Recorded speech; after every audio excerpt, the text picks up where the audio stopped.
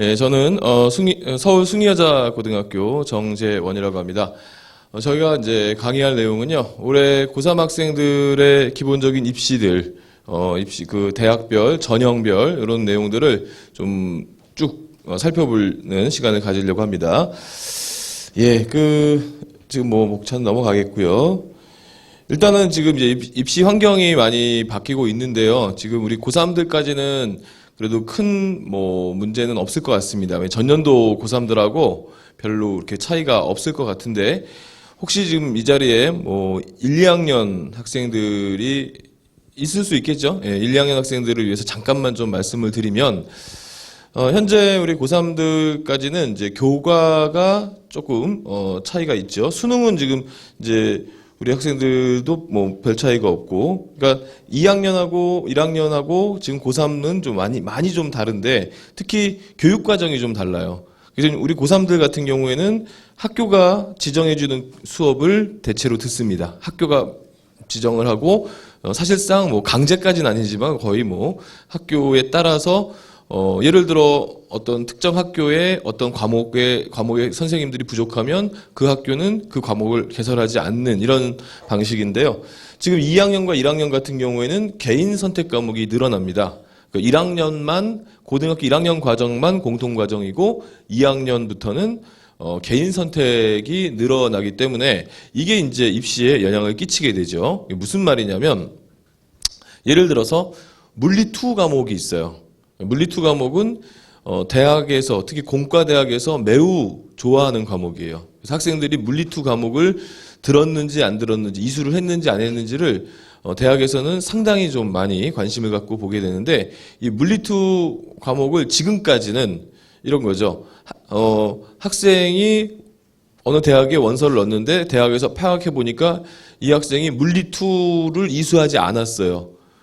그런데 좀 더 살펴보니까 이 학생이 다니고 있는 고등학교는 물리 선생님이 부족해서 물리 2를 가르칠 수가 없는 학교, 또는 학생들이 물리 선택을 하지 않아서 물리 2를 가르칠 수 없는 학교예요. 그래서 학생은 물리 2를 듣고 싶지만 학교가 개설해주지 못했어요. 지금 고3까지는 거기에 대해서 별 문제가 없습니다. 하지만 이제 현재 1학년하고 2학년은 학생들의 개인 선택을 최대한 보장해줘라. 이게 지금 원칙이에요. 그래서 학교에서 학생들이 듣고 싶어져 하는 학생들이 숫자가 적더라도 수업을 개설해주고, 너무 적어서 정말 개설할 수가 없는 상황이 되면 인근 학교에서 그 과목이 개설된 학교로 학생들을 그 시간에 보내라. 예, 그게 이제 거점 학교라고 하고요. 또 그 동네에 있는 몇 개의 학교 가운데 그 수업을 개설한 그 수업을 듣고 싶은 학생들이 있으면 한 학교에 모아가지고 특별한 시간에 강의를 개설해줘라. 이게 이제 협력학교. 이제 그것도 할 수 없으면 교육부에서 운영하는 온라인 수업이 있는데 그 수업이라도 들어서 이수해라. 그럼 이게 무슨 말이 되면 앞서서 지금 현재 고3들은 저 물리2가 학교에 없어서 못 들었어요. 대학에서 오케이 괜찮아. 근데 지금 1학년, 2학년 어때요? 네가 들을 수 있는 방법이 얼마든지 있는데 안 들었다. 결국 안 들은 것은 누구의 책임이다? 너의 책임이다. 이렇게 돌아가는 거죠. 그래서 이런 부분에서 좀 차이가 있고요. 그 다음에 이제 수능은 약간 변하는데, 수능에 대해서는 뒤에 가서 우리 말씀을 좀 드리도록 하겠습니다. 그리고 정시가 또 이제 증가를 하게 돼요. 2학년, 1학년은 정시 증가가 있을 것 같은데요. 올해도 이제 정시가 약간 증가를 했죠. 이 부분도 약간의 이제 변수로 작용할 수가 있습니다. 특히 2020년 입시, 올해 입시, 내년도 입시, 그 후년도 입시가 지금 2019 입시하고 비교를 하게 되면은 수험생들의 숫자가 큰 폭으로 줄어드는 것과 맞물리거든요. 그러니까 작년에 고3들, 2000년생들보다 현재 고3들이 대략 한 7만 명 정도가 적어요. 작년에 59만 명쯤이었고 올해 52만 명 정도가 태어났으니까 2001년생들이 그러니까 한 7만 명 정도면 7만 명이면은 서울 시내의 전체 대학교 모집 인원이거든요. 그 숫자가 적고요. 그리고 지금 2학년 학생들은 지금 고3 학생보다 또 7만 명이 적어요. 예.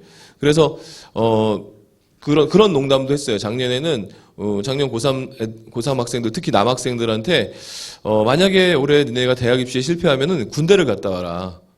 그러면 이제 1학년들하고 경쟁하게 된다. 지금 2학년이죠? 그러면은, 아마 13만 명이 경쟁자가 줄어들어서 입시가 좀 편할 거다. 이런 얘기까지 할 정도였는데, 이렇게 되면서, 지금 각 대학들은 전국에 있는 대학들 전체 모집 인원 대비 학생 수로 하면은, 올해부터 한 5만 명 정도가 대학 정원을 못 뽑는, 대학이 원하는 숫자를 못 뽑는 숫자, 그러니까 미달되는 인구가 5만 명 정도 될 수가 있다는 그런 수치가 나와 있습니다.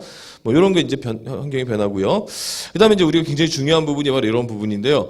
이제 대학 입시에 있어서 중요한 건 내가 가고 싶은 대학에 갔느냐, 이 부분 되게 중요하잖아요. 그리고 또 현재 나의 능력으로 갈 수 있는 대학에 갔느냐, 나의 능력보다 내 능력은 뛰어난데 내 능력보다 더 못한 대학을 간다. 그래도 후회가 되고요. 그렇죠? 또 반대로 이제 내가 못 가는 수준인데 정말 더 잘 가는 대학을 갔다라고 하면 또 굉장히 또 기분이 좋고 만족도가 올라가는 게 입시의 특징인데, 그런 입시에 만족을 하기 위해서는 정확한 자신의 위치가 필요합니다. 그럼 정확한 자신의 위치는 이제 대략적으로 이렇게 우리가 배치표라는 걸 통해서 알 수가 있어요. 지금 현재 고3 학생들은 3월 모의고사를 받고 이제 성적표가 나왔죠. 예.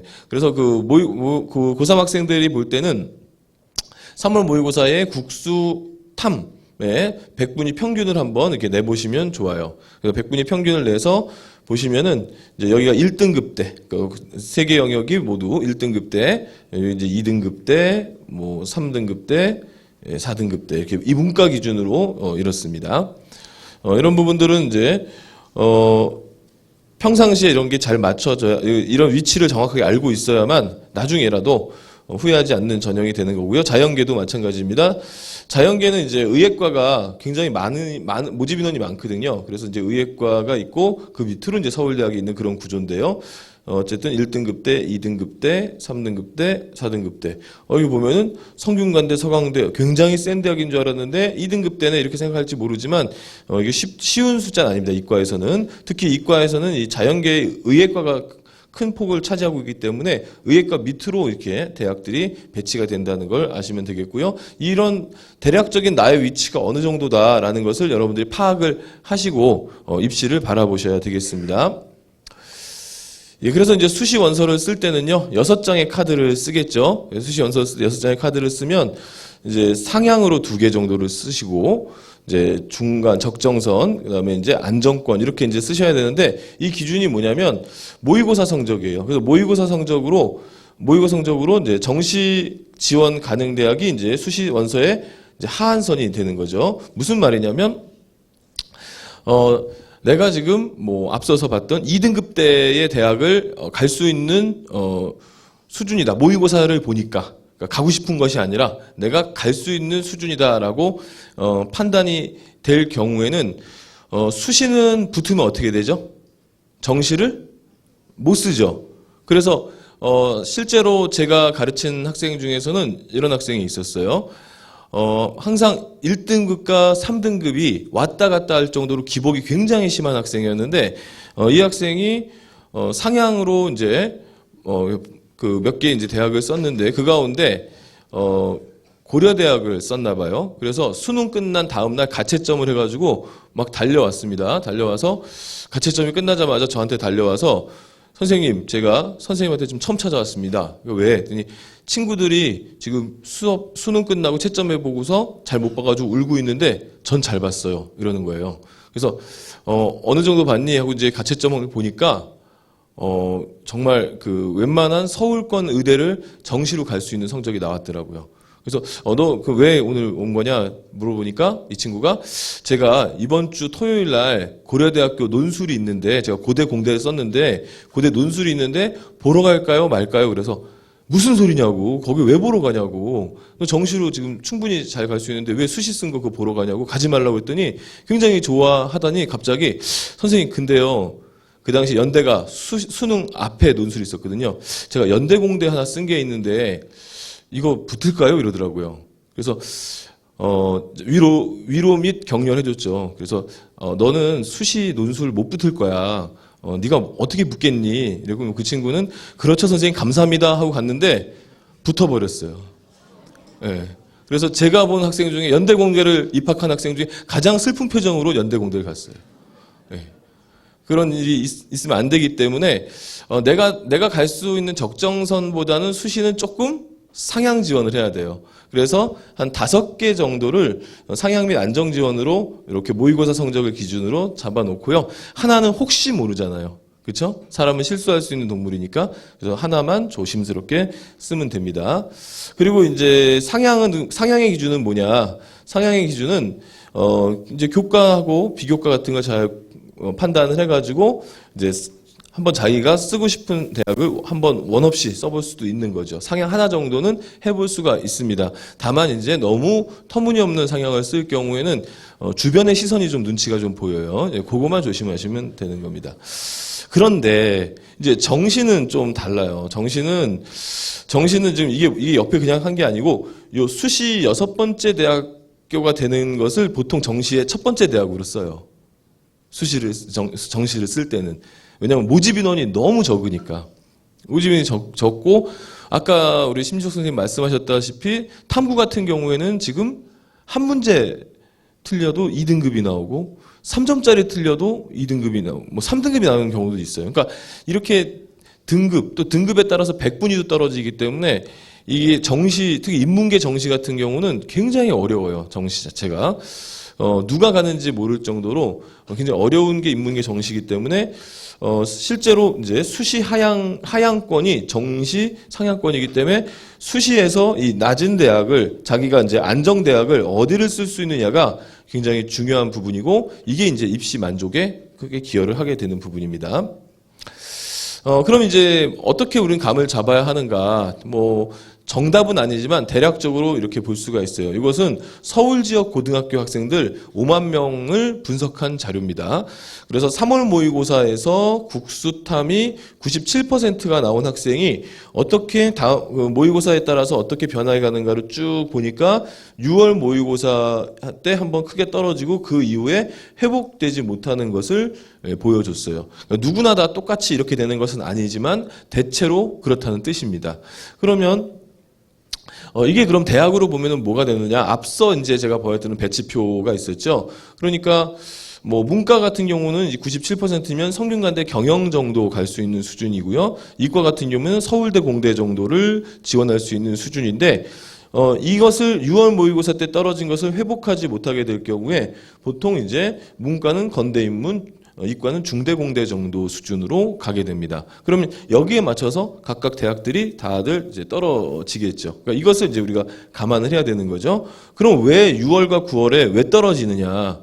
뭐 많은 학생들이 뭐라고 대답을 하냐면은 반수생들, 고득점 반수생이 들어와서 그런 거 아니냐라고 얘기하는데 뭐 완전히 틀린 말은 아니지만 꼭 그들에게만 뭐 책임을 전가할 수는 없는 문제예요. 왜냐하면 우리 학생들이 그동안에 이제 공부하는 패턴들을 자세히 보면은, 겨울방학, 그러니까 2학년 겨울방학 시작할 때, 그때, 공부를 하겠다고 마음을 먹긴 하죠. 그렇죠? 그러면서 출발을 하지만, 실제로 학생들의 긴장감과 집중력이 최고조로 오르는 시점은 3월 초예요.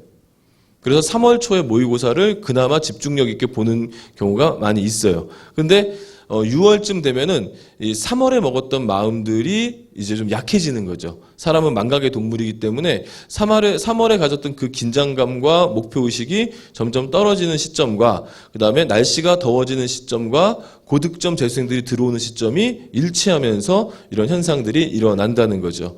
그래서 학생들이 이런 현상이 일어나지 않게 하기 위해서는 이제 본인의 이런 집중력을 관리하는 능력도 사실 필요한 부분이고요.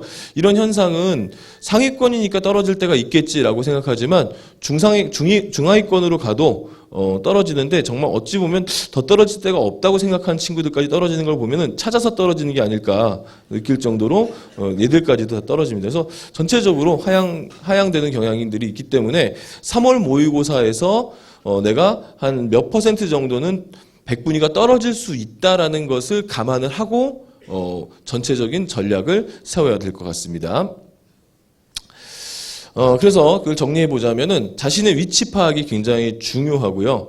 그 다음에 최상의 결과도 중요하겠지만은 만족할 수 있는 마지노선을 정확하게 정해야 되겠고요. 그리고 이제 대학을 고를 때는 대학이냐 학과냐라는 문제도 굉장히 중요한 부분이에요. 특히 이제 이 부분은 우리 부모님들이 같이 좀 생각을 해주셔야 될 부분인데, 학생들이 선호하는 대학이 있고 또 학생들이 선호하는 학과가 있는데, 선호하는 대학과 선호하는 학과를 같이 가기 위해서는 좀 더 많은 노력들이 필요하죠. 그런데 그것이 안 됐을 때 또 안 되는 경우가 더 많기 때문에, 그랬을 때 우리는 어떤 선택을 해야 될 것인가, 이 부분이 굉장히 중요한 선택 중에 하나인데, 대학에 따라서는 한번 입학을 하면은 절대로 그 입학한 학과를 바꿀 수 없는 대학이 있고요. 또 대학에 따라서는 입학한 학과를 너무 자유롭게 바꿀 수 있는 학과가 있습니다. 심지어 우리 학과에 가서 도장 하나 받고 그다음에 다른 내가 가고 싶은 학과에 가서 도장 받으면 바로 전과가 되는 그런 학과들도 있습니다. 또 전과 제도가 확실하게 열려 있지만 배우는 과목이 너무나 많고, 현재 배워야 될 대학교 과목이 너무나 많고 어려워서 현실적으로 전과나 부전공이 또 어려운 그런 학과들도 있습니다. 따라서 대학이냐 학과냐를 고를 때 대학의 학사 운영 제도까지 고려를 해서 생각해 보시면 좋은데, 문과의 경우에는 대체로 대학을 선택하는 것도 나쁜 선택이 아니고요. 이과의 경우에는 학과를 조금 더 신경 쓰는 것이 더 좋은 결정일 때가 많이 있는데, 이런 부분은 학사 운영 제도까지 같이 고려를 하셔야 되겠고요. 그다음에 이제 수능 얘기가 이제 앞서서 우리 심지석 선생님이 굉장히 자세히 얘기해 주셨는데, 결국 그 수학에서 30번을 풀라는 얘기입니까, 말라는 얘기입니까? 예. 수학에서 30번을 풀기 위한 노력들이 좀 허탈하다는 뜻이잖아요. 심지어 뭐 만점 받은 아이들이 가끔씩 나오는데 1년에 뭐 몇십 명 정도 나오는데, 그중에 이런 인터뷰도 있었어요. 어떻게 맞췄니 그랬더니 자기가 좋아하는 아이돌 그룹 멤버 숫자를 생각해가지고 그냥 그 숫자 썼는데 맞췄습니다. 그래서 만점이에요. 이런 경우도 있어요. 그리고 선생님들의 경우에도 보통 이제 대기업 같은 데서는 수능이 끝나면은 마지막에 이제 선생님들이 과목별 선생님들이 기자들하고 그 기자회견을 하는데, 그러면서 수능 난이도에 대해서 브리핑을 하는데, 30번 문제는 그렇게 브리핑하는 선생님들조차도 30번 문제를 기자회견 때까지 제대로 못 풀어가지고 오는 경우가 있다고 할 정도로 어렵거든요. 그러면 또 그걸 맞춘다고 해서 또 대학에 갈 데가 많으냐? 그건 뭐 수학만 다 맞는다고 해서 다 되는 것이 아니고, 국어도 있고 탐구도 있고 또 영어 절대평가에서도 몇 개 또 실수하면 또 떨어지니까, 그래서 이런 부분들을 고려한다면은 정시를 위한 수능이라고 하는 게 조금은 의미가 아예 없는 건 아니지만 그래도 목표화될 수는 없을 것 같아요. 따라서 그 목표는 어디에 잡아야 되냐면, 수능 목표를 1순위는 무조건 수능 최저학력 기준 통과로 잡으세요. 그러면 이거 무슨 뜻이냐면, 여기 이제 강원도 지역이기 때문에 주로 이제 지역 인재 전형도 있고 그다음에 교과 전형도 많이 있습니다. 그러면 그런 전형들은 수능 최저가 보통 뭐 2개 합 8, 2개 합 6 이런 게 많이 있어요. 또 서울권 대학들도 그런 대학들이 굉장히 많이 있는데, 그러면은 2개 합 6, 2개 합 8이면은 뭡니까? 최소한 내가 수능에서 3등급 2개는 만든다. 또는 2개 합 4의 경우에는 2등급 2개는 만든다. 이런 자세로 수능을 접근하는 것이 좋습니다. 이렇게 좀 정리를 해보고요. 교과 전형부터 좀 살펴보도록 하겠습니다. 교과 전형은요, 주로 이제 교과 성적을 50%를 이상 반영하는 전형이고요. 그 다음에 주로 이제 석차 등급을 반영하는데, 일부 대학은 지점수라고 해서 평균에서 자기 원점수를 뺀 걸 가지고 평가받는 방식이 있습니다. 그다음 교과 성적을 정량화한다. 그러니까 다른 거 일체 보지 않습니다. 뭐 교과 세특의 내용도 보지 않고요. 그다음에 뭐 봉사 같은 경우도 봉사의 질이나 이런 거 전혀 보지 않고 봉사 시간만 보는 경우가 몇 개 대학이 있어요. 정말 극히 드물고 그냥 성적을 그냥 수치화해 가지고 합부를 가리게 됩니다. 그러니까 이 교과 성적, 이 교과 전형은 예를 들어서 2등급, 2.00 등급 학생이 있고 2.01 등급 학생이 있으면 2.00 등급은 2.01 등급보다 더 우수하다라고 평가를 해주는 거예요. 그래서 아주 근소한 차에 의해서 합불이 갈려지기도 하고 수치화된 평가고요. 그리고 수능 최저학력 기준 적용이 굉장히 많으니까 이런 이 교과 전형에서 수능은 최저학력 기준 통과 정도 수준 생각하셔야 될 것 같습니다.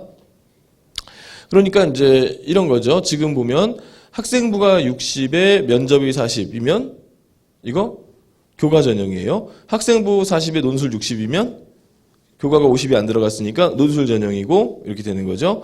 그래서 이제 이렇게 우리가 평가를 하게 되는 겁니다. 이렇게 이제 이야기를 하게 되는 거죠. 뭐 이건 뭐 중요한 게 아니니까 넘어가도록 할게요.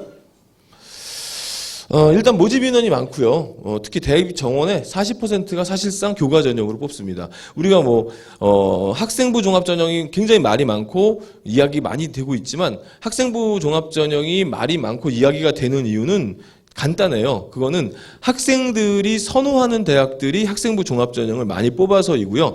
전국적으로 대학의 모집 인원을 보면은 교과 전형이 가장 많습니다. 그리고 전년도 합격선에서 크게 달라지지 않기 때문에 예측성이 높고요. 경쟁률은 좀 상대적으로 낮고 중복 합격자가 많아요. 왜 그러냐? 자신이 항상 그 학생들은 내 내신 성적은 늘 부족하다고 생각하는 경우가 많아요. 어떤 학생을 제외하고 5월 1등급 받은 학생들을 제외하고는 1.1등급만 돼도 나는 부족해 이렇게 생각하는 경우가 많아서 이 학생들이 내신이 높아도 잘 쓰지 않는 경우가 많이 있다는 얘기죠. 그 다음에 충원 합격자가 많고 수능 최저학력 기준을 요구하는 대학이 많은데요. 전년도 중앙대학교에서 발표한 자료입니다. 그래서 보시면은 교과 전형의 충원율인데요. 교과 전형의 충원율은 되게 160%, 150% 그러니까 무슨 말입니까? 10명의 학생을 뽑는데 10명 학생을 뽑았는데 10명 학생이 모두 중앙대학교에 등록하지 않고 나간 거죠. 나가서 다시 또 그 밑에 차순위 애들을 10명을 추가로 합격을 했는데 얘들도 그 중에 5명이 또 나간 거예요. 그래서 총 합격 통보를 받은 학생이 25명이 되는 경우로 우리가 150%라고 얘기하는 거죠. 그렇게 이제 전형 그 충원율이 높은데 종합 전형 같은 경우에는 충원율이 1배수까지는 안 되죠. 그러니까 10명 합격했으면 8명이 딴 대학 합격하고 추가 합격을 한 2명 정도 붙는 8명이 딴 데 가서 추가로 한 8명 정도 붙이는 그런 수준이 되는 거고요. 논술 전형 같은 경우는 굉장히 적죠. 그러니까 10명이 합격하면 1명이 딴 대학 정도 등록할 정도고 추가 합격은 1~2명 정도밖에 안 되는 그런 수준입니다. 자연계 역시 마찬가지고요. 그래서 교과 전형은 중복 충원 합격자가 많다는 사실도 알아두시면 좋을 것 같고요. 그다음에 이제 대략적으로 이제 배치표를 좀 살펴보면요. 이렇습니다. 1등급, 올 1등급에 가까운 학생들은 이제 한양대학하고 한국 외대가 올해부터 수능 최저 적용하지 않거든요. 수능 최저가 적용되지 않는 대학들은 이런 대학들이 있고 합격자들의 평균적인 등급은 이 정도라고 대학에서 발표를 합니다. 그리고 이제 여기 노랗게 나와 있는 대학들은 의과대학이에요. 의과대학들은 지금 대략 1.5등급 이내에서 수능 최저가 적용되고 있고요. 그다음에 서울에 있는 중상위권 대학들 이상은 한 요 1.6에서 2.0 사이에 수능 최저가 적용되는 그런 수준입니다. 이렇게 체크해 두시면 될 것 같고요. 그 다음에 수능 최저학력 기준 그럼 어느 정도 되느냐? 보통 이제 인문계 같은 경우에 이제 쭉 나눠 보면은 세계합 5, 세계합 6, 두계합 4 이렇게 쭉 나눠지거든요. 요 평균값을 내면은 보통 2등급에서 3등급 한 2~3개 정도 그렇게 보시면 되겠습니다. 수능 최저학력 기준을 통과하기가 어려운 대학일수록 교과 성적의 커트라인은 또 낮아질 수도 있기 때문에 수능 최저가 높다고 해서 포기하지 마시고 수능을 물고 늘어져서 교과 전형으로 합격하는 이런 모습들도 이제 만들어 볼 수가 있는 거죠. 작년도에 서울에 있는 덕성여자대학교의 교과 전형의 경우에 4등급도 붙었어요. 왜 4등급, 내신 4등급인데 교과 전형으로 붙었어요. 왜 붙었냐면 거기가 수능 최저학력 기준이 세계합 8이었거든요. 세계 영역 8이면은 최소한 3등급 2개, 2등급 하나 정도의 수능을 받아야 되는 거잖아요. 그러니까 지원한 학생들 중에서 2등급 2등급 1개에 3등급 2개 정도 나온 아이들만 딱 합격 대상으로 뽑아 보니까 사실상 미달이 난 거예요.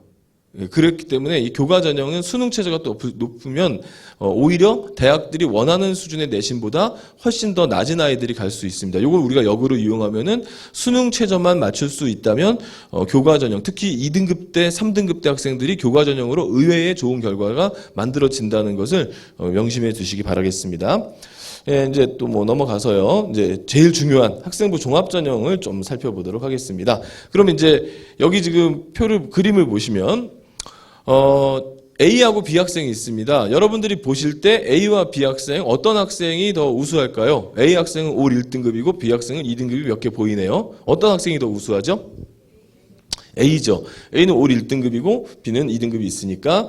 그런데 대학이 이제 궁금해지기 시작한 거예요. 과연 올 1등급이 진짜 우수할까?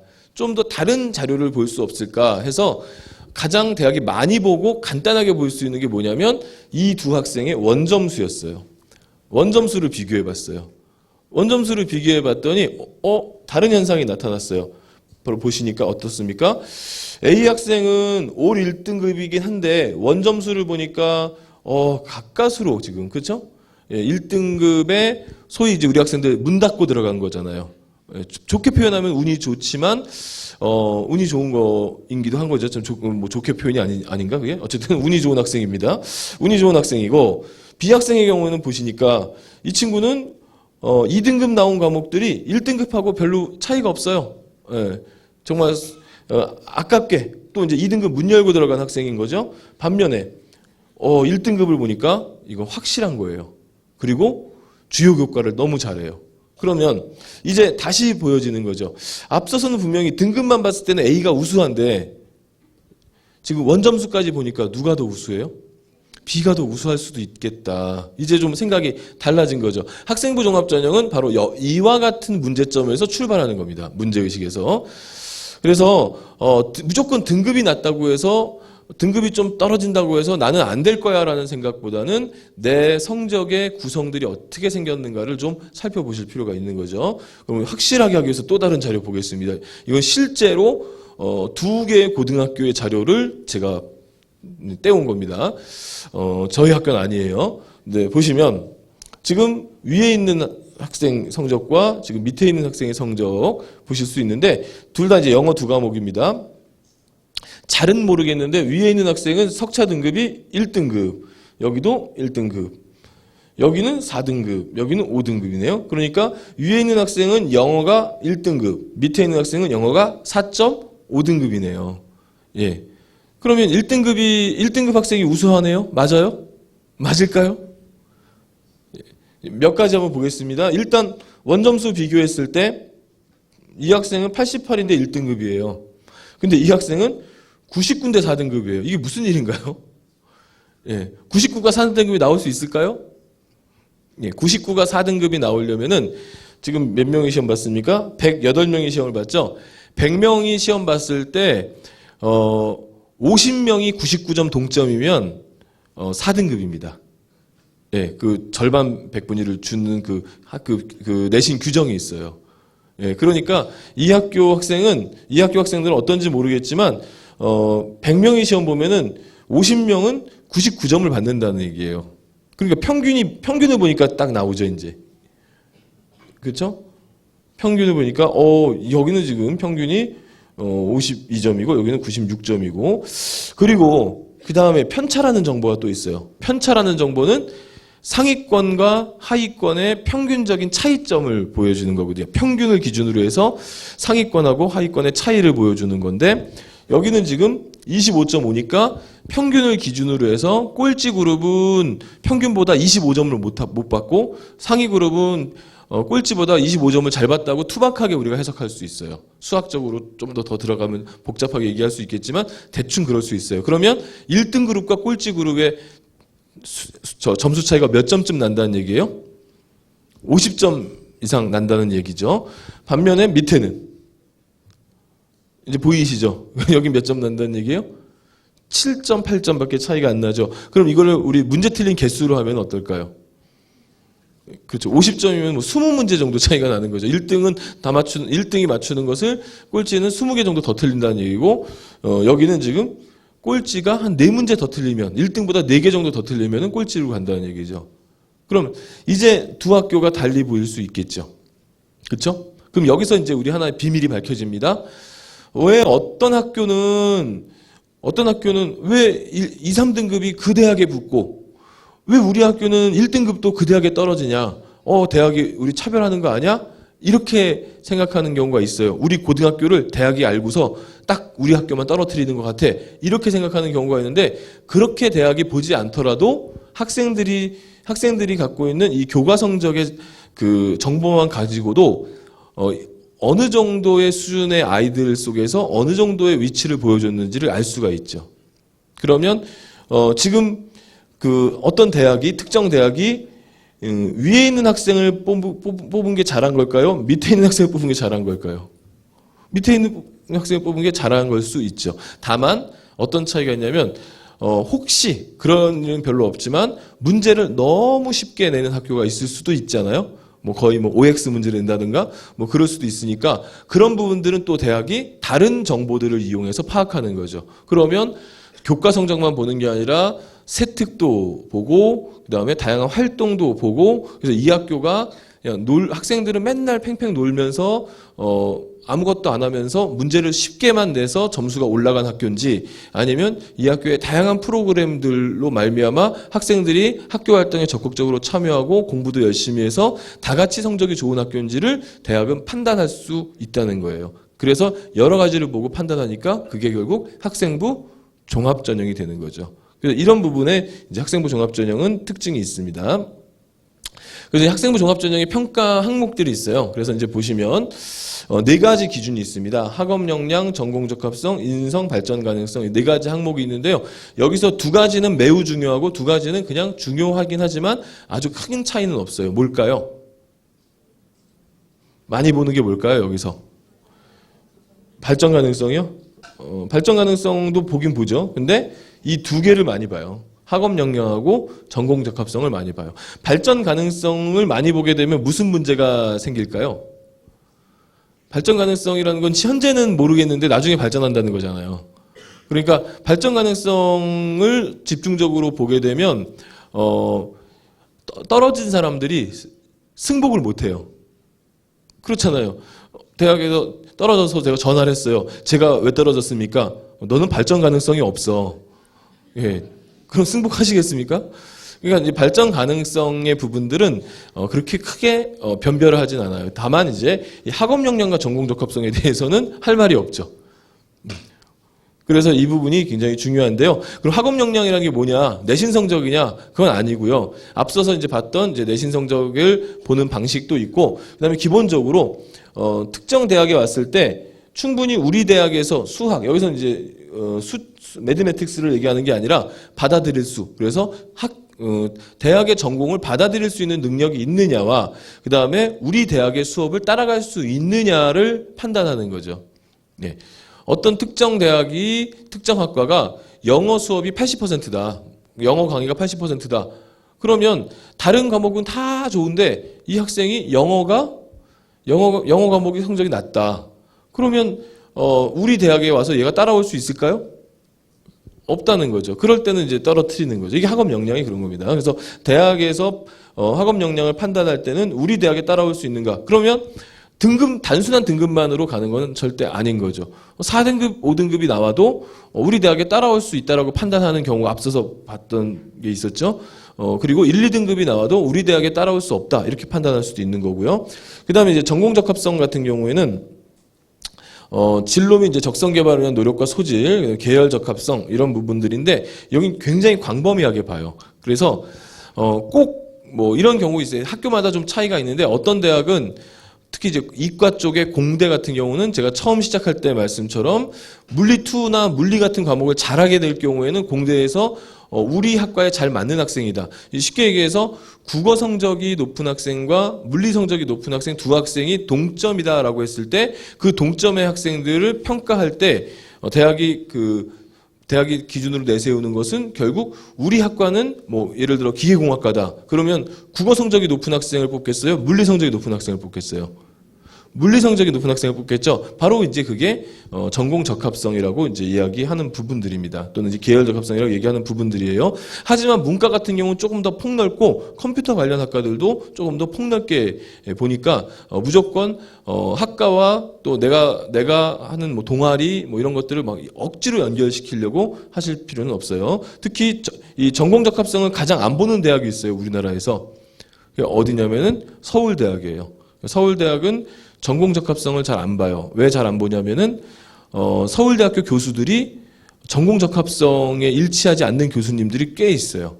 무슨 말이냐면 서울대학교 경제학과 교수 중에 한 분은 대학교 때 화학공학을 전공하셨어요. 전공 적합성 전혀 아니죠. 그리고 지금은 돌아가셨지만 유명한 서울대 국악과의 황병기 교수라는 분은 서울대 법대 출신이죠.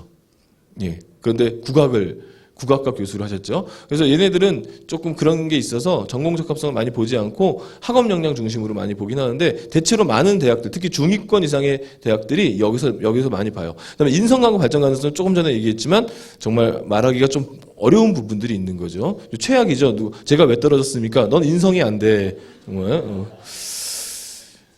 그다음에 이제 그래서 이제 그런 부분들을 이제 세부적으로 나눠서 이렇게 하는 건데 요거는 이제 대학교 홈페이지나 이런 데 가면 있긴 하지만 이런 거는 한 번쯤 보시고 자기가 문답을 해보시면서 내가 학생부 종합전형에 어떤 학생인가를 판단해 볼 수 있는 자가 체크 정도로 하실 수가 있어요. 그리고 이거 이제 이 강의가 EBS 홈페이지에 올라가면은 한 번쯤 이게 천천히 한번 보시기 바랍니다. 예, 조금 천천히 이거 보시기 바라고요. 예.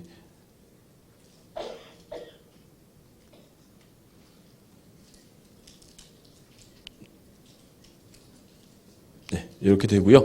그 다음에 이제 이런 부분들을 이제 어떤 식으로 점수 배점을 하느냐가 이제 바로 이 부분인데요. 보시면은 이제 가톨릭 대학 같은 경우는 학업 역량보다는 전공 적합성을 중심으로 본다라고 이제 하고 있고요. 동국대학교에 보시면 두 개의 전형이 있거든요. 두드림 전형하고 학교장 추천 전형이 있는데 두드림 전형은 전공 적합성 중심으로 보고 학교장 추천 전형은 학업 역량 중심으로 본다. 그러면 나중에 보시면 합격자들이 두드림 전형의 합격자들은 2, 3등급대가 많고 학교장 추천 전형의 합격자들은 1등급 후반에서 2등급 초반 애들이 많은 거예요. 이제 그렇게 차이가 있는 거고요. 대학마다 이제 자기들의 특성에 따라서 학교들이 어디에 비중을 두느냐가 이제 각각 차이가 있으니까 이런 것도 원서를 쓰실 때 참고하실 부분이죠. 교과 성적이 탁월하고 또 교과에서 보여주는 소위 말하는 이제 퍼포먼스가 탁월하다면은 학업 역량이 비율이 높은 대학을 쓰는 게 좋고요. 학업 역량은 조금 떨어지는 것처럼 보여도 그래도 어떤 특정한 전공에서 두각을 나타낼 수 있다면은 요쪽이 비율이 높은 대학을 쓰시면 도움이 되는 겁니다. 네, 넘어가도록 하겠습니다. 중앙대학교도 이제 두 개의 전형이 있는데 두 개가 약간 차이를 두고서 뽑는데 여기는 이제 발전 가능성의 비중, 그 다음에 이제 인성의 비중을 탐구형 인재에서는 좀 덜 보고 전공 적합성 위주로 보고 탐구 역량을 많이 본다. 이렇게 차이가 있네요. 한양대 같은 경우에는 이제 학업 역량과 이제 인성 이런 데를 이제 많이 보는데 한양대 같은 경우는 많은 고등학교들이 좀 어려워해요. 아마 선생님들도 아마 그런 생각 많이 하실 거예요. 한양대는 어떻게 학생부 종합전형 어떻게 반영하시는지 아세요? 한양대학교는 학생부 종합전형할 때 서류로 뭐만 받죠? 모르시나요? 예, 그냥 학생부 하나만 받습니다. 자기소개서도 없고 추천서도 없고 그냥 학생부 하나만 딱 보내면 평가를 하게 되거든요.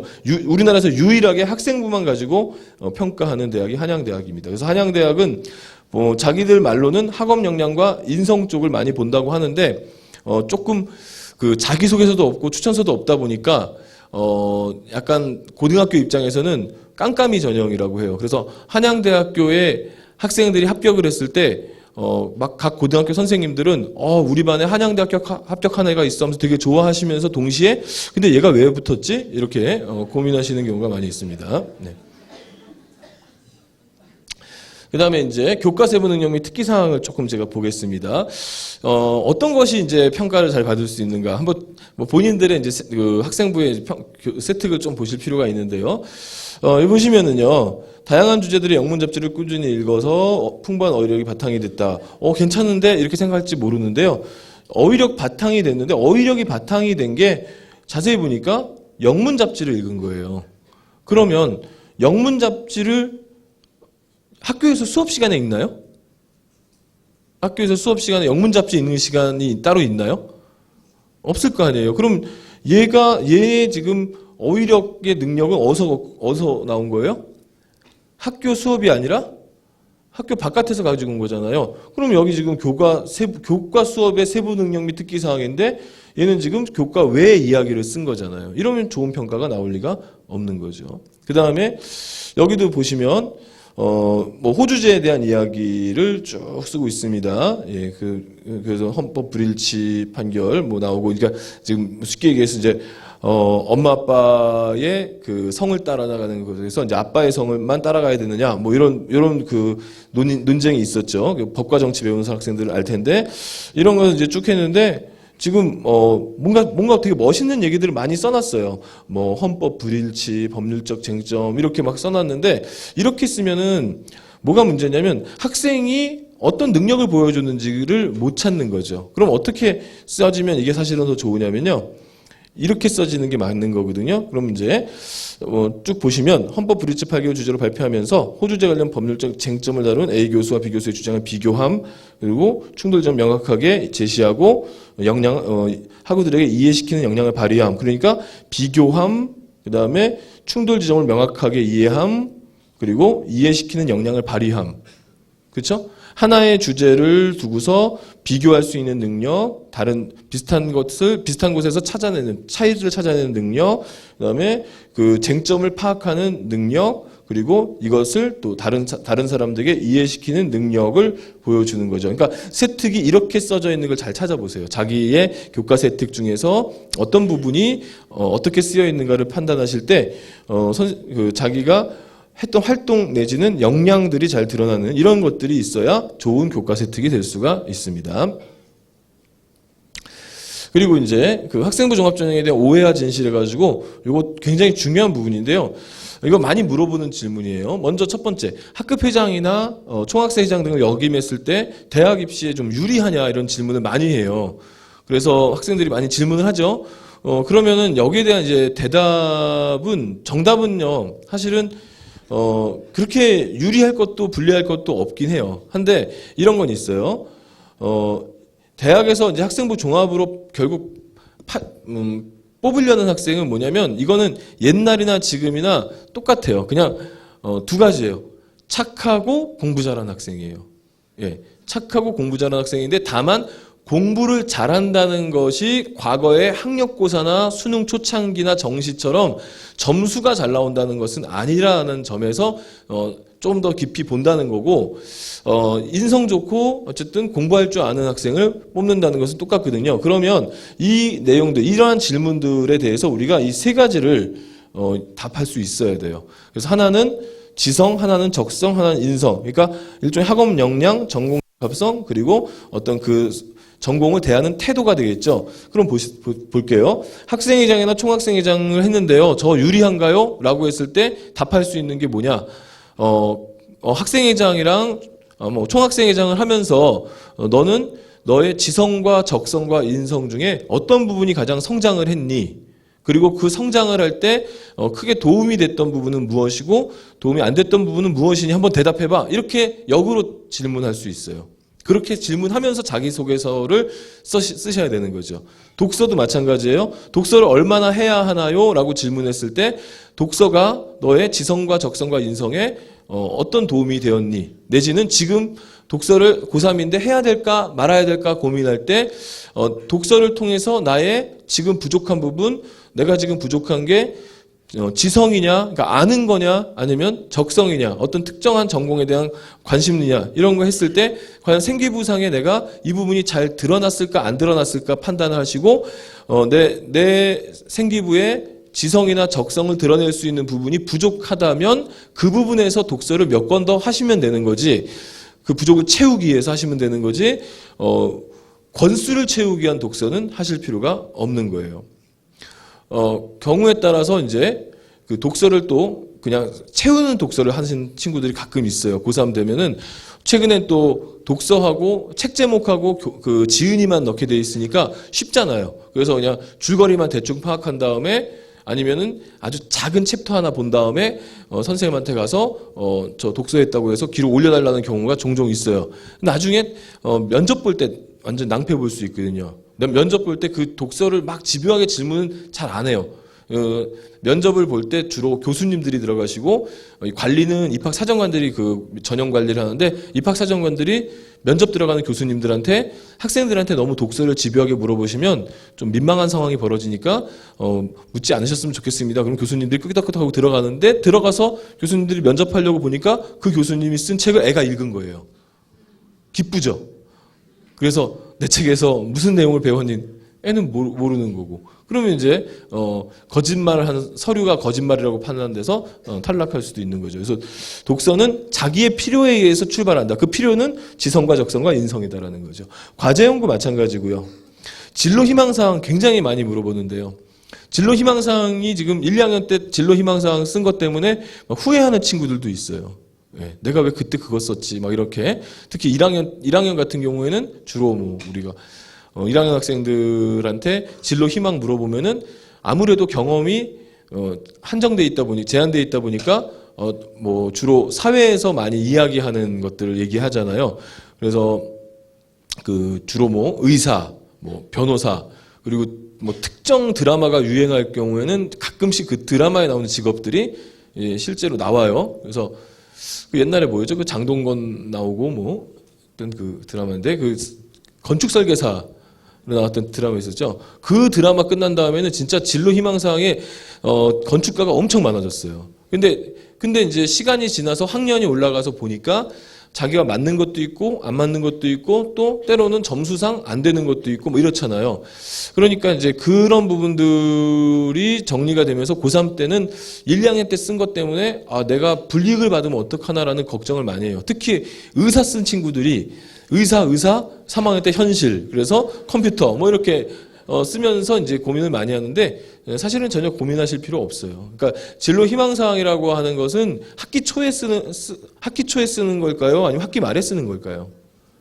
학기 말에 쓰는 거예요. 그러니까 학기 초에 희망을 걸어놓고 목표를 향해서 달려가는 게 아니고 학년 말에 내가 1학년을 마치면서 1학년 동안 쭉 경험을 해보니 이런 경험을 해보니까 나한테는 이런 직업이 참 잘 맞을 것 같아서 이것을 희망으로 한다라고 하는 쪽으로 생각하셔야 돼요. 그래서 1, 2학년 때의 그 진로 희망은 그저 1, 2학년 때의 생각일 뿐이에요. 지금 고3 1학기를 이제 또 보내고 있습니다. 이제 이번 1학기 말에 희망사항 올려서 보내요. 3학년까지 쓰니까. 그러면 3학년 때 쓸 때는 선생님이 그건 조사를 하세요. 그건 셀프 학생부라고 할 수는 없어요. 선생님이 학생을 딱 보고서 너 진로 희망이 이거겠구나 이렇게 생각하시는 분은 없으니까 학생한테 물어보죠. 그러면 그때 어떻게 대답해라? 선생님 제가 3학년 1학기까지 쭉 공부를 해보고 경험을 쌓아보니 1, 2학년 때는 이런 직업도 생각이 있었으나 저한테는 이런 부분이 좀 맞는 것 같아요. 그래서 이렇게 하겠습니다라고 말씀을 하세요. 그래서 경험을 바탕으로 진로 희망을 세우셔야 됩니다. 그렇게만 하면 문제 없으니까 이거 너무 일치하려고 애쓰실 필요 없어요. 대학도 다 이해해요. 예, 평가하는 사람들도 만약에 그들이 고등학교 1학년, 2학년이었으면 그들도 그렇게 썼을 사람들이었기 때문에 다 이해합니다. 그냥 봉사 시간 많이 물어보는데요. 봉사는 이제 많이 알고 계시죠? 시간이 중요한 것은 절대 아닙니다. 서울대학교 기준으로 가면요. 서울대학은 3년 동안 17시간 미만인 경우에만 대학에다가 사유서를 써서 내게 했었어요. 그러니까 3년 17시간도 괜찮다는 얘기죠. 예, 봉사 시간 자체가 그렇게 중요한 건 아니라는 거예요. 봉사 시간보다는 질적인 부분이고 질적인 부분은 바로 이 세 가지 중에 어떤 부분을 내가 봉사를 통해서 성장시켰는가가 설명이 되면 최고로 좋은 거고 만약에 그냥 그거 안 되더라도 봉사에 너무 집착할 필요는 없습니다. 학교에서 하는 봉사와 개인이 하는 봉사 합쳐가지고 3년간 한 60에서 80시간 정도면은 충분하고도 남습니다. 그러니까 봉사에 너무 집착하실 필요는 없어요. 제가 경험한 봉사 최고는 600시간이었어요. 600시간. 600시간이니까 600시간을 봉사했기 때문에 그 학생의 내신은 8등급이었어요. 예. 충분히 가능한 수치였죠. 그래서 대학을 못 갔습니다. 진짜 못 갔습니다. 삼수에서도 못 갔습니다. 예. 8등급이니까 뭐 본인이 이제 봉사한 게 있으니까 그게 아까워서 계속 학생부 종합을 쓰는데 결국 삼수까지 해서 대학을 못 가고요. 결국 군대를 가는 걸 봤습니다. 예. 국가를 위해서 봉사하는 거 그렇게 되는 거야? 그렇게 되네요. 예. 그다음에 이제 대학 전공과 이제 관련 연관성 높은 동아리 활동을 꼭 해야 하나요가 또 하나의 질문이 될 수가 있는데 계속 얘기했죠. 이 세 가지만 일치하면 됩니다. 그리고 동아리 활동이라고 하는 것은 여러분의 활동들 중에서 일부의 교육 활동인데 하고 싶은 거 하셔도 됩니다. 예. 이거는 얼마든지 허용되어 있는 범위가 되는 거고요. 꼭 전공하고 일치하려고만 노력하고 그러실 필요는 없습니다. 이 부분 좀 자유롭게 생각하시면 좋아요. 특히 진로 희망하고요. 대학 전공 좀 자유롭게 생각하세요. 너무 좁혀서 생각하지 마세요. 고3 때 이제 자소서 쓰다 보면은 예를 들어서 생물학과를 쓰는데 내가 댄스 동아리를 하지 말고 그냥 생물 탐구 동아리 같은 거 할 걸 이렇게 생각하는 친구들이 있는데 전혀 아무 상관없습니다. 예, 댄스를 하면서도 생물학적인 신비를 얼마나 많이 알 수 있는데요. 예. 그다음에 이제 좀 조심하셔야 될 자기소개서 얘기를 좀 시간은 없지만 그래도 간단하게 좀 말씀드릴게요. 자기소개서의 정답은 없습니다. 예. 자기소개서의 정답은 없는데요. 우리 3학년쯤 되면은 그런 경험 하잖아요. 2학년 때 동아리 활동 같은 거 할 때 이제 후배들을 뽑는 경우 있잖아요. 우리 동아리에 이 후배를 뽑을 것이냐 말 것이냐 그런 거 할 때 보시면 어때요? 정말 꼭 뽑아야 된다라고 하는 학생들, 얘는 진짜 탁월해라고 하는 학생들 찾기가 쉬워요? 그렇지 않죠. 근데 한 가지 쉬운 거 있죠. 얘는 절대 뽑으면 안 돼. 쉽죠. 그거는 다 쉽게 하죠. 그래서 자소서에는 마찬가지. 자소서는 정말 좋은 자소서는 이거야라는 것은 어려워요. 그렇게 얘기하기 어려운데 뭐는 쉬우냐? 이렇게 쓰면 안 된다는 쉬워요. 그래서 지금 보여드리는 건 이렇게 쓰면 안 된다예요. 예, 뭐가 문제냐? 첫 번째 보시면 과외나 학원 등 사교육을 받지 않았다. 많이 쓰는 거거든요. 사교육 안 받았다. 등급 올랐다. 그다음에 이 손발이 오그라드는 이 마지막 멘트까지 이렇게 세 가지가 있는데요. 일단 사교육을 안 받았다가 왜 문제가 되느냐? 안 받을 수도 있는데 근데 대학이 판별하기가 어렵죠. 정말 사교육을 안 받았는지 이런 거 판별하기가 어렵고 만약에 아빠가 선생님이라서 또 엄마가 선생님이라서 집에 와서 엄마 아빠한테 따로 공부를 배웠다면 그건 사교육인가요? 공교육인가요? 그것도 되게 난감하죠. 예. 거기다가 사교육을 안 받았다고 하는데 내신도 안 좋고 수능도 안 좋고 그럼 대학 입장에서는 이 자식 차라리 사교육이나 받지 이렇게 생각할 수도 있는 거죠. 그래서 이건 의미가 없는 거고요. 그 다음에 두 번째 4등급에서 2등급이 향상됐다. 앞서서 우리 제일 처음에 학생부 종합전형의 문제의식은 등급만이 갖고 있는 정보로는 학생의 우수성을 판단할 수 없다고 그랬죠. 4등급에서 2등급으로 올라가는 가장 쉬운 방법은 내가 엄청나게 공부 못하는 학교로 전학을 가거나 아니면 우리 학교에서 나보다 공부 잘하는 애들 일부러 없애버리면 돼요. 그런 방법이 있는데 그러니까 성적이 올랐다는 것이 꼭 등급이 올랐다는 것이 학습 역량이 올랐다고 보기가 어려운 부분이기 때문에 이거는 의미가 없는 정보입니다. 그다음에 이런 얘기가 왜 나오느냐? 4등급, 2등급 향상됐다는 수준으로 쓰기 때문에 결국 쓸 수 있는 느낀 점이 이런 거밖에 없는 거죠.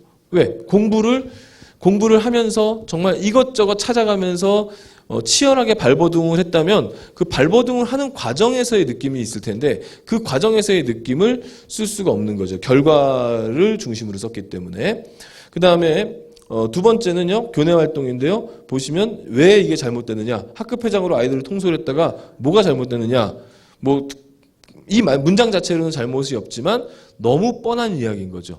그럼 학급회장이 아이들을 통솔하지 주번이 합니까? 그렇죠? 그러면 학급 회장은 학급 회장의 역할이잖아요, 이건. 그럼 전국에 있는 모든 고등학교 학급의 학급 회장이 하는 역할인데 이게 자기한테 무슨 특별한 의미가 있다고 이것을 써야 되겠습니까? 그러니까 이런 단순한 것보다는 학급 회장이 되어서 뭐 어떤 목표를 정해놓고 그것을 향해 가는 과정들이 나와야 되겠죠. 그러면서 그게 자신의 미래 또는 자신의 현재의 발전 이런 것들을 꾀할 수 있는 부분이었다면 의미가 되는 거죠. 그 다음에 세 번째는 너무나 뻔한 이야기인데요. 이 부분은 인성을 묻는 부분이거든요. 인성, 인간관계, 사람을 대하는 태도 이런 것들을 묻는 건데 에피소드가 너무나 뻔해요. 그래서 제일 많이 나오는 거예요. 남녀 통틀어서 제일 많이 나오는 10명 중에 9명이 쓰는 게 팀 프로젝트에서 3명이 한 조가 돼서 팀 프로젝트를 할 때 두 친구가 싸우는 이야기고 자기는 중재한 이야기가 제일 많이 나오는 이야기고요. 그 다음에 가끔 남학생들의 경우에 협력이 나오는데 협력도 자세히 읽어보면 반별 축구 대표에 이제 자기가 뽑혀가지고 11명이 협력해서 우승한 이야기, 배려하면은 자기는 공격수였는데 수비를 봐서 우승한 이야기, 뭐 이런 것들을 많이 쓰죠. 이런 너무 뻔한 이야기들보다는 평상시에 내가 사람들을 어떻게 대하고 친구들을 어떻게 대하는 그 대하는 태도 중심으로 써주시는 게 좋아요.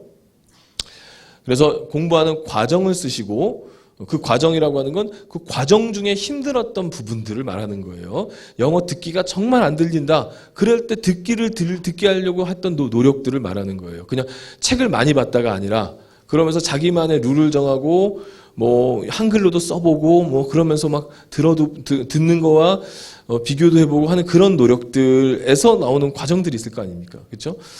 그런 부분들을 얘기하는 거고 여기는 의미에다가 초점을 두고 활동을 쓰라는 거고 요거는 인간관계를 사람들에 대한 태도를 중심으로 써봐라. 이렇게 좀 정리해 볼 수가 있겠고요. 예. 글자 수 낭비입니다. 이렇게 되면. 예.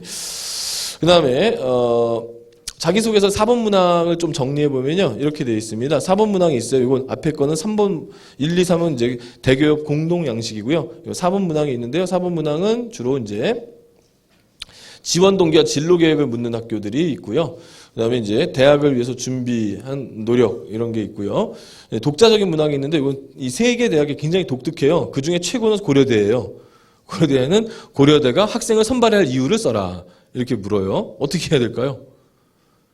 제발 당당하세요. 이런 거 있을 때 당당하게 내가 아니면 누굴 뽑겠느냐 하는 식으로 쓰셔야 됩니다. 그다음에 서울대학은 이제 독서 3권이고요. 그다음에 성균관대학은 본인에게 영향을 미친 컨텐츠, 그러니까 독서, 드라마, 연극, 뭐 소설 뭐 다 됩니다. 그다음에 과기원 대학들은 대체로 이제 학교마다 좀 다른데 주로 이제 호기심 내지는 활동 중심으로 많이 물어보고 있습니다. 카이스트는 그냥 네가 쓰고 싶은 거 한번 써봐라. 이런 게 학생들한테는 굉장히 어렵죠. 그러니까 이런 걸 잘해야 돼요. 그러니까 이게 꼭 고려대학교를 붙기 위해서 선발해야 할 이유를 잘 설명하고 카이스트를 붙기 위해서 이런 걸 잘하라는 것이 아니고 학생부 종합전형과 대학에서 요구하는 인재란 결국 자신의 미래를 스스로 선택하고 거기에 자기가 설계해 줄 수 있고 거기에 답할 수 있는 사람인 거예요. 근데 많은 학생들이, 많은 부모님들이 어떻게 생각하고 있냐면 뭔가 정해져서 나오고 그 정해진 것을 우리가 따라가는 것만 생각하고 있는 거죠. 그래서 잘 따라가는 학생을 뽑아주는 전형들을 굉장히 그리워하는 경향들이 있는데 실제로 미래 인재라고 하는 것은 자기가 설계할 수 있는 부분도 필요한 거죠. 앞서 맨 처음에 고등학교 1, 2학년 같은 경우 선택 과목이 많아진다고 했는데요. 선택 과목이 많아지면요. 학생들의 고민이 훨씬 많아집니다. 내가 뭘 선택해야 되지? 많아지죠? 하지만 뭘 선택해야 하지 하면서 고민하는 그 과정이 그 학생의 성장이기도 해요. 따라서 이런 성장을 본다면 우리가 이런 것에 대한 대답은 잘 할 수 있도록 역량을 키워나가야 됩니다. 그 다음에 이제 금기하는 거, 학업 계획에서 대학교 1학년 때 뭐 하겠다, 2학년 때 뭐 하겠다는 이런 거는 조금 뭐 많이 쓰는 내용이기 때문에 금물이고요. 이제 이런 건 정말 안 쓰는 게 좋아요. 무슨 명문 공공대학의 훌륭한 교수님들과 이런 거 아부성 발언 쓰지 마시고요. 자신도 해석하기 어려운 사자성어나 미사여구 남발하지 마시고요. 제일 쓰지 말아야 될 거 뽑아만 주시면 이 대학에 뼈를 묻을 각오로. 예. 대학은 졸업을 해야죠. 뼈를 묻으면 큰일 나죠. 예. 그다음에 이제 점검할 때는요, 인재상 잘 맞췄나, 대학이 원하는 답이 들어 있는가도 한번 체크해 보시고요. 그다음에 질문에 합당한 내용인가, 그리고 다른 친구나 부모님들이 읽으면서 의문점들을 이제 서로 질문할 수 있는 거죠. 다만 친구랑 할 때는 조심하셔야 될 게, 믿을 수 있는 친구랑 하셔야 돼요. 그 친구가 다른 친구의 자소서를 보고 조언해 준다고 하면서 그 자소서가 좋아서 똑같이 쓰면 결국 대학교에서 유사도 평가 시스템인데, 이거 전국 대학이 다 하나로 보고 있어요. 그래서 그 평가 시스템에 걸리면 탈락할 수 있으니까 요거는 주의하셔야겠고요. 그다음에 근거 없이 자신을 미화해서도 안 되는 거, 이런 거 다 이제 물어보면 되죠. 제3자가 너 이게 뭔 소리야, 너 이런 적 없잖아, 이런 소리 나오면 큰일 나는 거죠. 그다음에 이제 앞서서 얘기했던 대로 불필요한 용어 쓰지 마시고요. 예, 후회 없는 자기소개가 되었으면 좋겠고요. 그다음에 면접입니다. 이제 면접을 보면은 지금 두 학생이 있네요. 김서류 학생과 이면접 학생이 있는데요. 지금 김서류 학생이 서류가 점수가 높아요. 그다음에 이제 면접은 지금 이면접 학생이 좀 잘했어요. 총점은 김서류가 높은데 단순 총점은, 이걸 갖다가 대학에서 환산하는 방식으로 100점 만점으로 환산해서 서류 50, 면접 50을 넣어서 이렇게 점수를 해보니까 서류에서 10점이 밀렸던 학생이 면접에서 5점이 앞섰지만, 이것을 환산 점수로 바꿔보니까 그 면접 점수 학생이 역전을 해버렸어요. 면접이요, 50% 이상 들어가면은 이게 서류를 뛰어넘을 수가 있습니다. 이 면접 굉장히 중요한 부분이에요. 서류만 가지고는 학생을 볼 수가 없기 때문에 사실 이 면접은 서류를 확인하는 작업인데, 서류에서는 정말 대단한 학생이었는데 면접을 보니까 정말 별 볼 일 없거나 심지어 거짓말하는 학생이라면 당연히 떨어뜨려야 되는 거겠죠. 그래서 면접을 잘 보셔야 됩니다. 특히 남학생들은 면접 연습을 좀 잘 하셔야 됩니다. 제가 모의 면접 같은 것도 많이 진행을 해봤는데요. 남학생과 여학생 면접을 해보면은 여학생들은 면접을 대체로 잘하고 너무 잘한 나머지 거짓말을 참말처럼 하는 경우가 있고요. 반대로 남학생들의 경우에는 진짜 내가 볼 때 이게 했는데 말하는 거 들어보면 안 한 것처럼 얘기를 하는, 참말을 거짓말로 만드는 그런 능력이 있습니다. 면접이 적당히 들어가는 비율이 30%입니다. 그래서 30%가 되면은 서류와 면접의 차이가 굉장히 적어지면서, 면접을 아주 잘했을 경우 서류를 바로 자기보다 조금 더 좋은 서류를 뛰어넘을 수가 있고요. 또 서류가 안정적일 경우에는 면접을 좀 못해도 붙을 수가 있는 수준입니다. 그래서 많은 대학들이 요 정도를 많이 반영을 하고 있습니다. 80대 20이 되면은 면접은 형식에 가깝습니다. 면접 유형을 좀 살펴보면은 크게 두 가지가 있는데요. 일반 면접하고 심층 면접이 있어요. 근데 대체로 거의 대부분의 대학들이 일반 면접을 봐요. 일반 면접은 뭐냐면 서류 내용을 확인하는 면접이에요. 다만 이 확인하는 과정에서는 전공에 대한 관심도를 좀 물어보는 경우가 있는데요. 작년에 우리 학교 학생이 그 원예학과를 굉장히 좋아해서 원예학과 지원을 했는데, 얘가 자소서에다가 원예학과에 지원하게 된 동기가 자기가 동아리 활동을 하면서 맹그로브 숲에 대해서 알게 되면서 지원을 했다고 자소서에 썼어요. 그래서 면접을 갔는데 맹그로브 숲에 대해서 면접관이 계속 물어본 거예요. 그리고 결국 이 학생이 떨어졌어요. 나중에 제가 그 대학에 그 처장님을 좀 알고 있어서 이런 사정들을 얘기하니까 그 처장님이 자기 학과에서 있었던 일이라면서 굉장히 웃으시면서 그 학생이 맹그로브 갖고 들어왔는데 하필이면 면접관이 맹그로브 전문가가 들어가셨다는 거예요. 예. 그래서 가끔씩 이제 전공에 대해서 상세히 물어보기도 하니까 이런 건 이제 나중에 1단계 통과하고 난 다음에 꼼꼼하게 자기 서류를 보셔야 되겠고요. 그 다음에 이제 심층 면접은 교과 면접이라고 해요. 그래서 그냥 교과 지식을 구체적으로 물어보거나 아니면 제시문을 통해서 논술처럼 보는 것이 이제 심층 면접입니다. 일부 대학에서 이제 심층 면접이 진행이 되고 대체로 이런 일반 면접이 진행이 됩니다. 면접은 이제 결국 서류의 진위 확인과 전공에 대한 관심도, 그 다음에 논리적인 구술 역량, 특히 의미 있고 진지한 삶의 태도, 이런 것들을 많이 보는 부분이라는 거 체크해 두시고요. 제출 서류입니다. 앞서서 얘기했죠. 한양대는 학생부 하나만 제출하고요. 나머지 대학들 자기소개서를 제출하는 대학이 대부분입니다.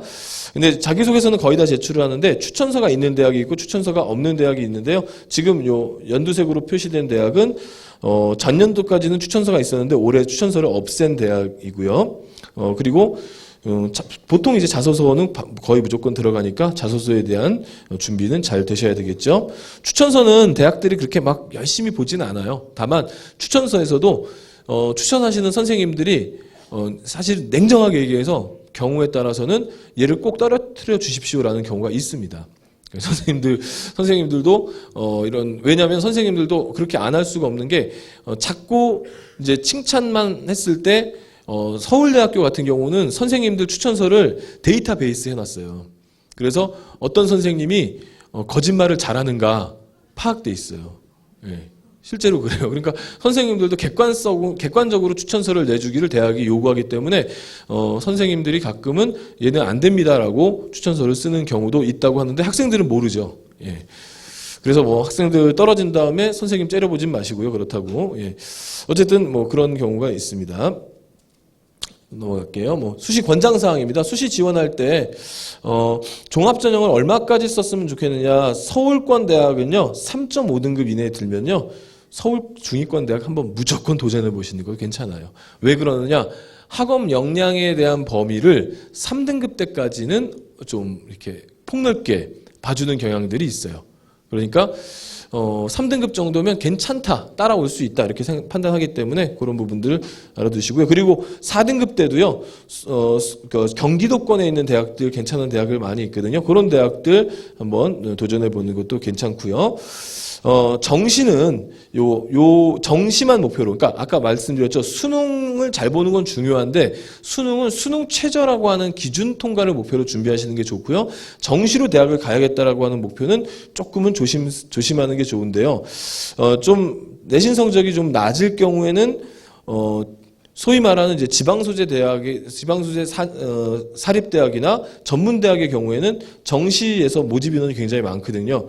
그래서 그럴 경우를 대비해서 정시 준비를 좀 해두면 좋지만 4.5등급 이내에서는 종합전형이나 아니면 경쟁이 낮을 것 같은 교과전형, 특히 수능 최저 통과하면 붙을 수 있을 만한 교과전형을 목표로 삼으시는 게 좋습니다.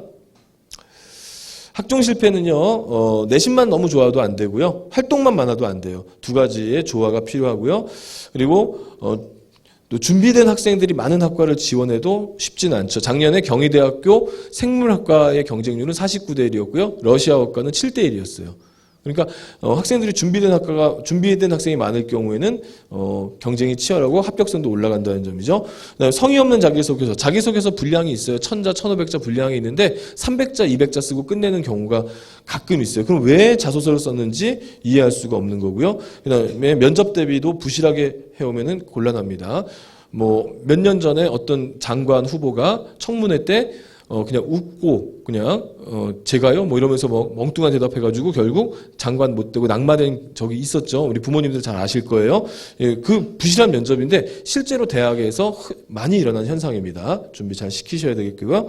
그다음에 지원 전공에 대한 관심도가 너무 낮을 경우에도 학종에 실패를 할 수가 있습니다. 학종 방법이 변경된 대학들이 몇 개 있는데요. 서강대학교가 수능 최저를 폐지했고요. 숙명여대가 하나의 전형에서 면접형하고 서류형 두 개로 나눠서 선발하고요. 연세대학이 논술, 그다음에 학생부 종합 모두 수능 최저를 싹 다 폐지했습니다. 그다음에 이화여대는 수능 최저를 좀 완화시켰고요. 중앙대학은 면접을 없앴습니다. 이게 이제 주요 대학의 학종 방법 변경 대학입니다. 논술입니다. 이건 이제 우리 부모님들이 다니셨을 때 이게 80년대, 90년대 어떤 한 대학가의 모습이에요. 참 한적하고 좋아 보이죠? 예. 그런데 작년 경우의 모습입니다. 예. 같은 대학, 같은 길이에요. 얘들은 뭘까요, 도대체? 예. 바로 논술을 보고 나온 학생들입니다. 이날 이 학교에 모인 학생들이 2만 명. 예, 토요일을 나눠서 봤는데 토요일 2만 명, 일요일 2만 명. 그리고 그 옆에 있는 학교, 이게 성대죠? 지금 성균관대죠? 이 근처에 경희대학이 있었는데 경희대학에도 똑같이 2만 명씩 모였어요. 그래서 종로 동대문구 일대가 하루에 4만 명, 5만 명이 학생들이 돌아다녔죠. 그러면 거의 지방의 중소도시 수준이 이 대학에 하루에 몰린 거죠. 예, 이게 논술입니다. 써야 될까요? 예. 논술은요, 예, 자기의 주장을 논리 있게 펼치는 글인데요. 이게 이제 원래 외국 논술인데요. 우리나라 논술은요, 인코리아에서는 그냥 시험이에요. 이거 외국에서는 이거 맞아요. 근데 우리나라에서는 그냥 시험이에요. 시험은 뭡니까? 시험은 변별을 하는 거죠. 학생들을 구분해내야 되거든요. 그래서 학생을 구분하는 시험이다. 이렇게 보시면 돼요. 그래서 이제 각 대학은 논술 가이드북 같은 게 있습니다. 이걸 꼭 보셔야 돼요. 논술은 한번 해볼 수 있는 전형이에요. 논술 무조건 문을 닫으실 필요 없어요.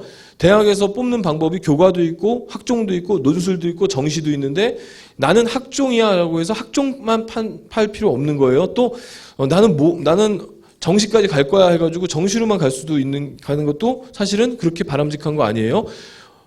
내가 지원할 수 있는 건 도전해 볼 필요가 있죠. 그래서 논술 합격률 굉장히 낮아요. 낮은 건 맞는데 그렇다고 도전을 포기할 필요는 없는 거죠. 논술 열심히 하면서 특히 인문계 학생들 같은 경우에 한번 글을 쓰는 법을 충분히 학습하고 뭐 그 전형이 아니더라도 대학을 갔을 때 또 다른 전형으로 대학 갔을 때 도움이 되기도 해요. 그러니까 논술이라고 해서 무조건 배제할 필요는 없는 거죠. 이런 가이드북을 보면요. 상세하게 채점 기준이나 나와요. 그런 거 보시면서 분석하시면서 준비를 해보시면 될 것 같습니다. 최장력 기준이 이제 전년도와 변경된 대학인데요. 건대가 원래 없었는데 올해 생겼고요. 각 대학들이 이제 수능 최장력 기준을 좀 많이 완화했습니다.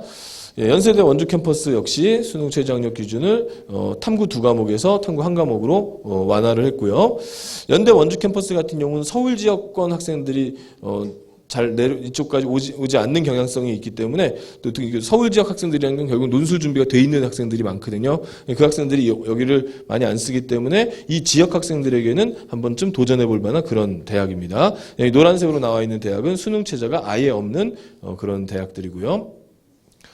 예, 논술의 실질 경쟁률에서 이제 수능 최저가 차지하는 비율 중을 경희대학교 홈페이지에 나와 있는 자료를 통해서 이제 파악해 볼 수가 있는데요.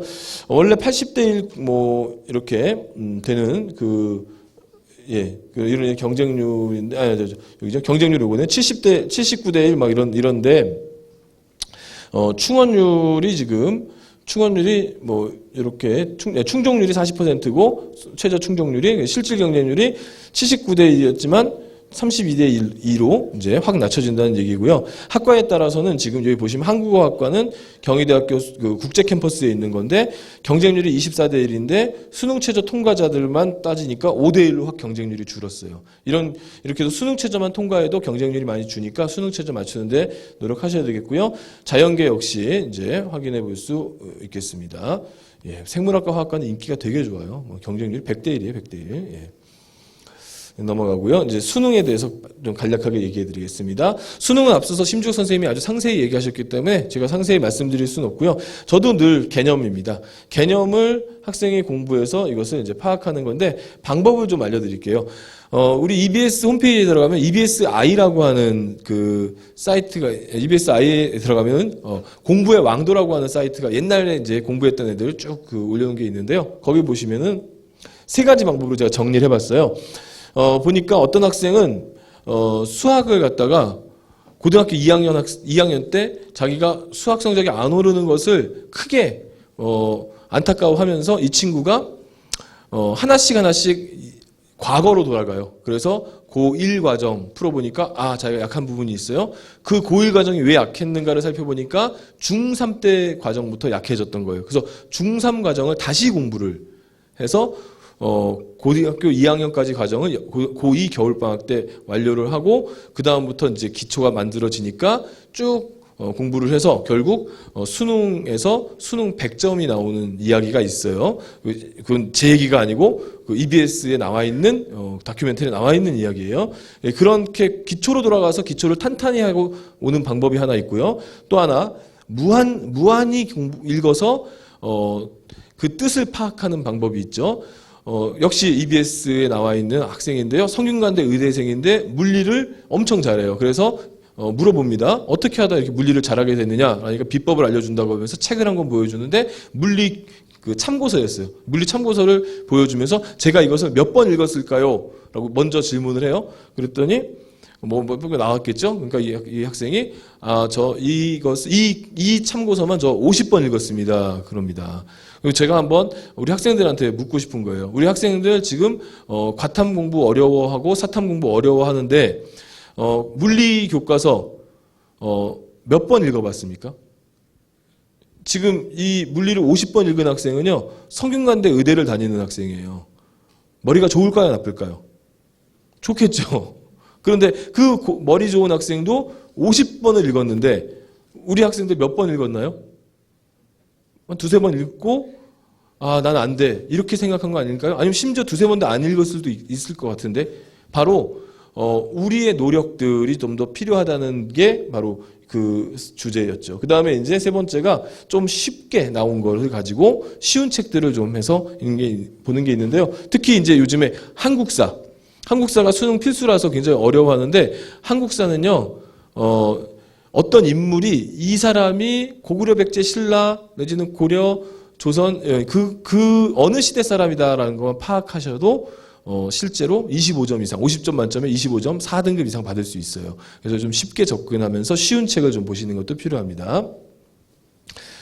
수능이 이제 뭐 영역별로 바뀌는 부분인데 내년부터 지금 뭐 고등학교 문과가 지금 수학이 지수하고 삼각함수가 들어갈 거죠. 예, 그런 부분에서 조금 더 문과 쪽은 좀 부담이 커지긴 했는데 어쨌든 내년에 수능이 좀 그나마 과목이 좀 줄고요.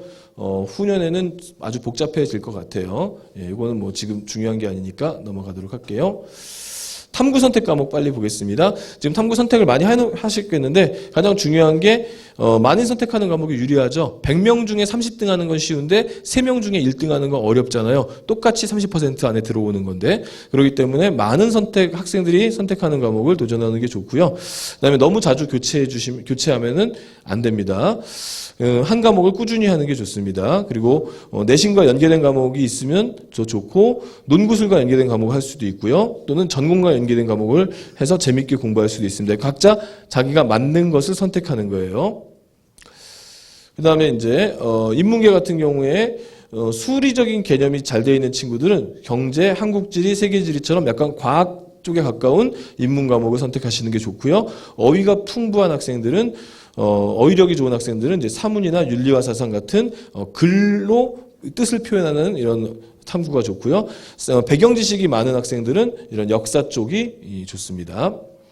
자연계 같은 경우에 수리적인 역량이 탁월한 학생들은 죄송합니다. 수리적 역량이 탁월한 학생들은 물리투 이런 수치화되어 있는 것들이 좋고요. 아주 미시적인 것을 좋아하는 학생들은 화학이나 생물 같은 게 좋고요.